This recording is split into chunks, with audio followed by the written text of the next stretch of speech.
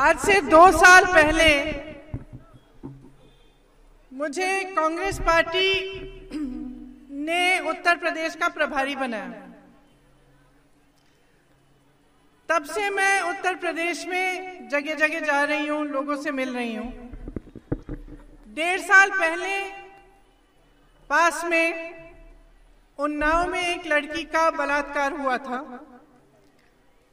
और उसके बाद उसको जलाया गया था, उसकी हत्या की गई थी। मैं उस लड़की के घर गई।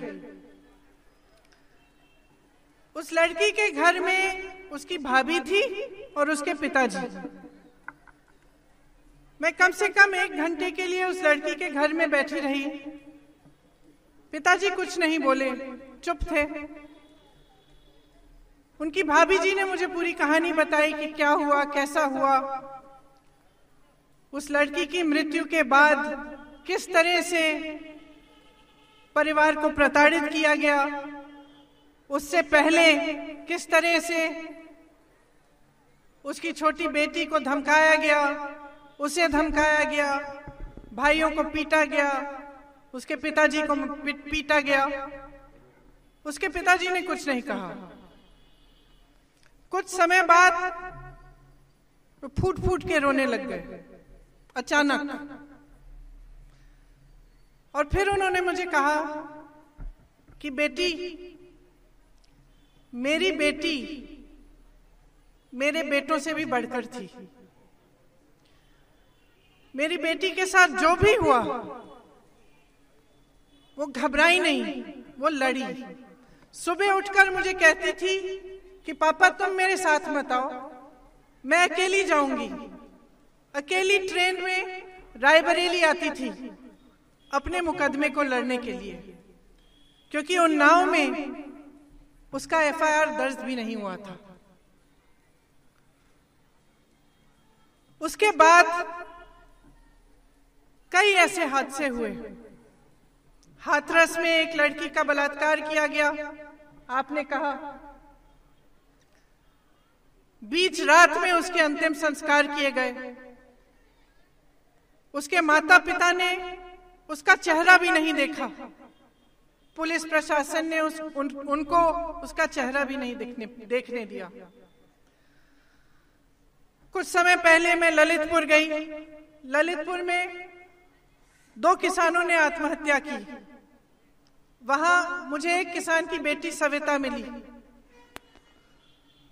सविता को इतना दुख हो रहा था अपने पिता की मृत्यु के बारे में, रो रही थी बहुत जोर से। अभी अभी शादी हुई थी 1 महीने पहले। कह रही थी मेरी माँ अकेली पड़ जाएगी, उसका देखभाल कौन करेगा। मेरे मन में आया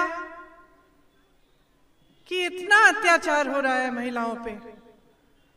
जब एक हादसा होता है परिवार में, जब किसी की मृत्यु होती है, किसान ने आत्महत्या की, अंत में उसका भी बोझ महिला उठा रही है। उसकी विधवा अकेली, उसकी बेटी अकेली है। तो बार बार यही दिखता है जहां जहां मैं जाती हूं कि महिलाओं का अत्याचार हो रहा है। यहां तक कि जब मैं गिरफ्तार हुई, मेरी पुलिस की बहनें हैं यहाँ, मैं गिरफ्तार हुई सीतापुर में। सुबह के 4 बजे थे। खूब लड़ी मैं, आपने देखा होगा।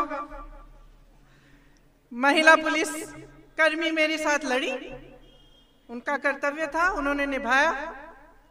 4 बजे मुझे जब जीप में बिठा के 2 महिला कर्मी, पुलिसकर्मी ले गए गिरफ्तार करके।